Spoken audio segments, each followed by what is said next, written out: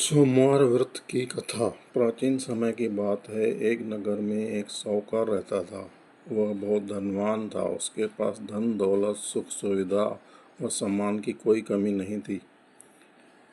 लेकिन उसके जीवन में एक बहुत बड़ा दुख था। उसकी कोई संतान नहीं थी।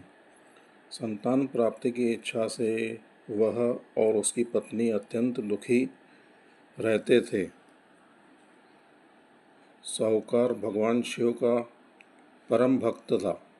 वह प्रत्येक सोमवार व्रत रखता था। मंदिर जाकर जल बेलपत्र धतूरा और भस्म अर्पित करता था। श्रद्धापूर्वक भगवान शिव की पूजा करता था। उसकी भक्ति देखकर माता पार्वती प्रसन्न हुई। एक दिन माता पार्वती ने भगवान शिव से कहा, हे प्रभु, आपका यह परम भक्त बड़ी श्रद्धा से आपकी पूजा करता है। कृपा करके इसकी संतान प्राप्ति की इच्छा पूर्ण करें। भगवान शिव बोले, हे देवी, इसके भाग्य में संतान सुख नहीं लिखा। माता पार्वती ने पुनः आग्रह किया। तब भगवान शिव ने कहा, आपकी इच्छा का सम्मान करते हुए इसे एक पुत्र का वरदान देता हूँ, लेकिन उस पुत्र की आयु केवल 12 वर्ष होगी।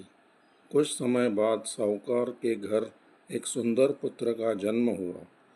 पूरे नगर में उत्सव मनाया गया, लेकिन साहूकार को भगवान शिव और माता पार्वती के बीच हुई वार्ता का ज्ञान था, इसलिए वह पुत्र के जन्म पर पूरी तरह प्रसन्न नहीं हो पाया।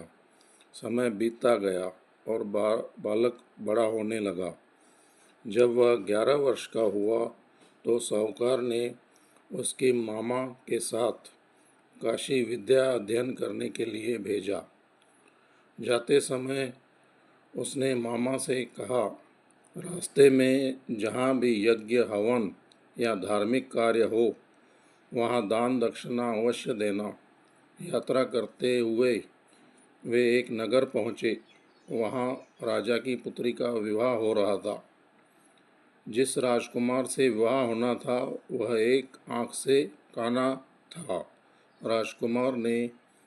राजकुमार के पिता को चिंता हुई कि यदि राजकुमारी ने यह देख लिया तो विवाह टूट सकता है। उन्होंने साहूकार के सुंदर पुत्र को देखा और उससे अनुरोध किया कि वह कुछ समय के लिए दूल्हा बनकर विवाह की रस्में पूरी कर दे।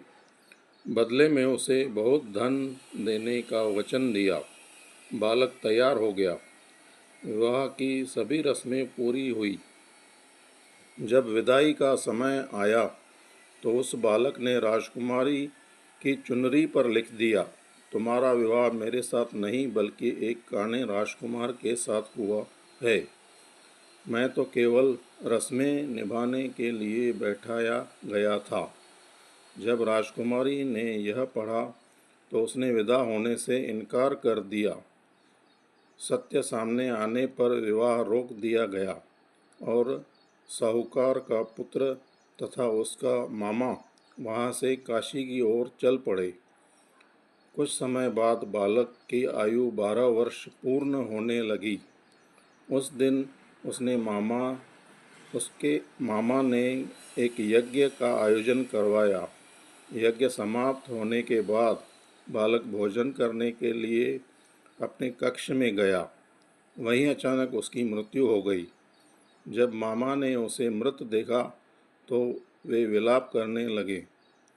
उसी समय भगवान शिव और माता पार्वती वहाँ से गुजर रहे थे। माता पार्वती ने रोने का कारण पूछा। भगवान शिव ने कहा कि यह वही बालक है जिसे मैंने 12 वर्ष की आयु का वरदान दिया था।